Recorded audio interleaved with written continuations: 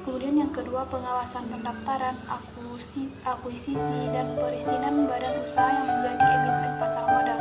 Yang ketiga, menerbitkan perintah tertulis kepada lembaga yang berpartisipasi dalam kegiatan pasar modal. Kemudian yang keempat, manajemen krisis di pasar modal. Yang kelima, mengidentifikasi prinsip-prinsip tata kelola investasi, aksi, korporasi, serta tata kelola emiten, kemudian implementasi. Sedangkan badan yang bertugas atau badan pengawasan ialah Bapepam, di mana yang tugasnya melakukan pembinaan, pengaturan, dan pengawasan sehari-hari kegiatan pasar modal, dan yang kedua, mewujudkan terciptanya kegiatan pasar modal yang teratur, wajar, dan efisien, serta melindungi kepentingan pemodal dan masyarakat. Yang kedua, penyelenggara bursa.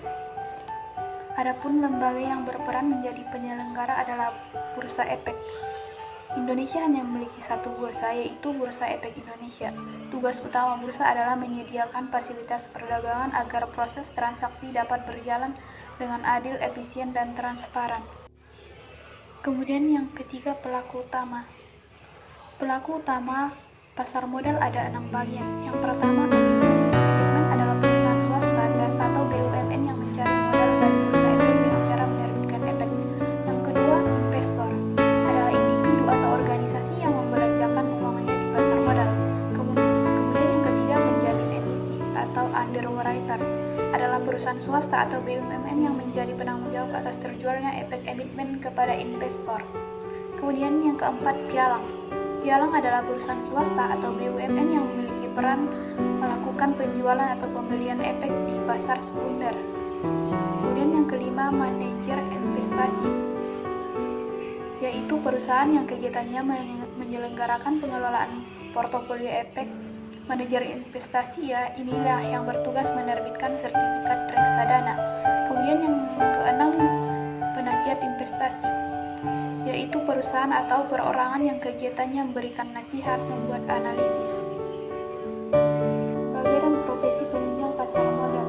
Lembaga dan profesi penunjang pasar modal ada 10. Yang pertama, Biro Administrasi Efek, merupakan perusahaan yang berdasarkan kontrak tertentu dengan emiten menyediakan jasa-jasa seperti melaksanakan pembukuan, transfer, dan pencatatan, pembayaran dividen, pembagian hak opsi, dan emisi sertifikat.